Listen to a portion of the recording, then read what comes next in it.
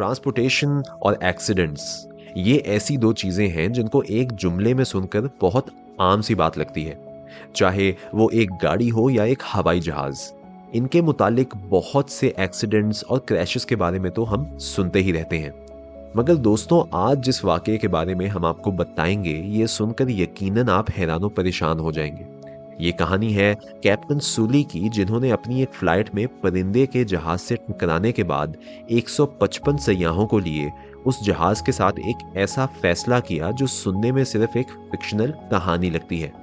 ये फैसला क्या था और क्यों इसको दुनिया भर में द मिरेकल ऑन हुडसन करार दे दिया गया, आइए जानते हैं इस वीडियो में। Welcome back to logic feed, your daily source of entertainment.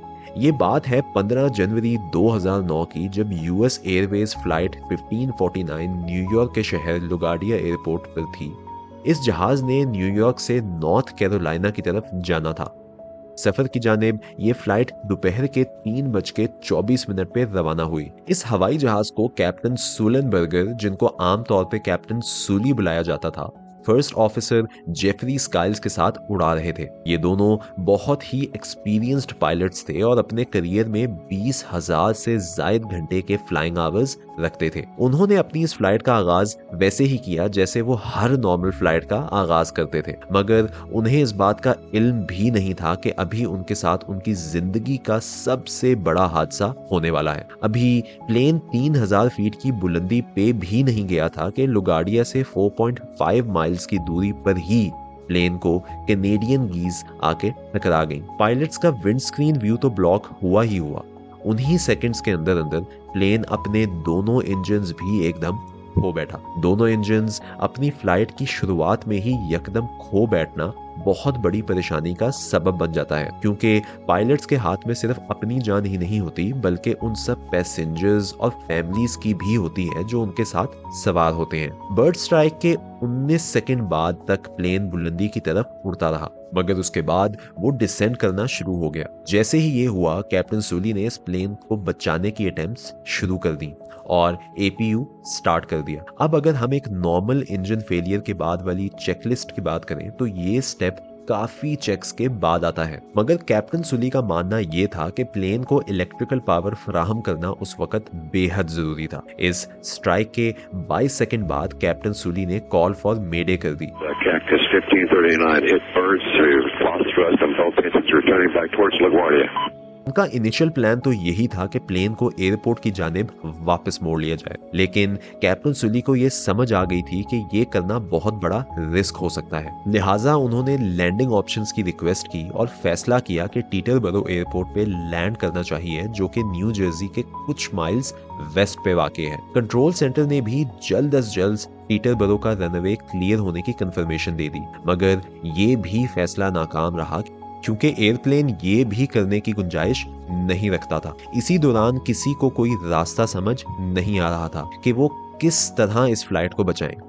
Captain समेत कंट्रोल सेंटर्स भी बेहद परेशान थे, क्योंकि किसी भी एयरपोर्ट तक पहुंचना एक इम्पॉसिबल काम बन गया था। ऐसे में कैप्टन सूली ने जो फैसला किया वो आप सबको चौंका के रख देगा। एक आम पायलट ये करने की शायद ही कभी हिम्मत करे, लेकिन उस वक्त इनके पास और कोई चारा भी ना था। इस बात के अलावा कोई और बात समझ नहीं आ रही थी कि अब ये जहाज सिटी के ऊपर ही क्रैश होगा। कैप्टन सूली ने उस वक्त ये सोचा कि वो ना सिर्फ अपने पैसेंजर्स की लाइफ खो बैठेंगे, बल्कि इस वजह से सिटी को भी मेजर डिस्ट्रक्शन का सामना करना पड़ेगा। तभी उन्होंने ये हैरानकुन फैसला किया।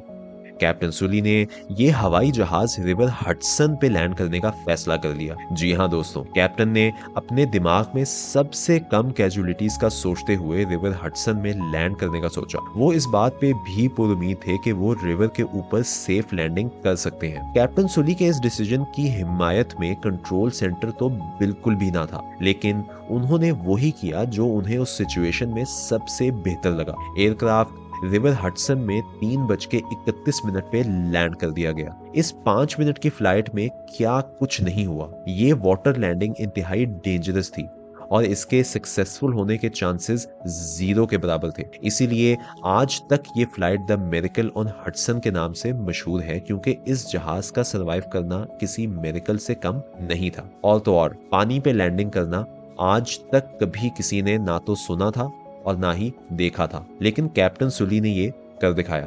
कहानी यहाँ खत्म नहीं होती। जहाज पानी में लैंड हो तो गया, लेकिन अब पायलट समेत पैसेंजर्स का पानी में डूबने का खतरा था, क्योंकि एयरक्राफ्ट में आहिस्ता आहिस्ता पानी भरना शुरू हो गया था। कैप्टन सुली ने सारे पैसेंजर्स की इस प्लेन से बाहर निकल के उसके विंग्स पर चढ़ने में मदद की, ताकि रेस्क्यू टीम के आने तक उन्हें थोड़ा टाइम मिल जाए और पानी में वो लोग ना डूबे। ये रिवर हडसन के नॉर्थ में लैंड हुआ था, जहां बोट्स ने आके पैसेंजर्स को रेस्क्यू करना शुरू किया। 3:55 तक सारे पैसेंजर्स पानी से रेस्क्यू कर लिए गए। अब दोस्तों, पैसेंजर्स और कैप्टन सुली के को पायलट के लिए वो तो एक हीरोइक फिगर बन गए थे, मगर पायलट्स और एयरवे कंपनीज ने इस बात पर सवाल उठाने शुरू कर दिए कि कैप्टन ने उनकी बात पर अमल करने की कोशिश क्यों नहीं की।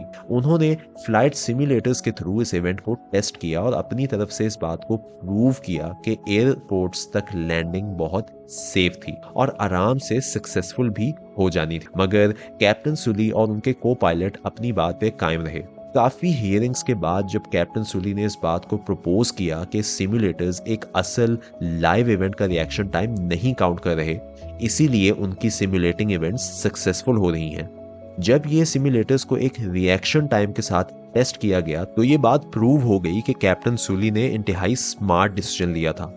ये सिर्फ उनकी स्मार्टनेस ही नहीं थी, बल्कि उनका स्किल भी था कि उनके पास अपने एयरप्लेन का इतना स्मूथ और स्टेडी कंट्रोल था कि उन्होंने इंतहाई महारत के साथ उसे पानी पे भी लैंड कर दिया।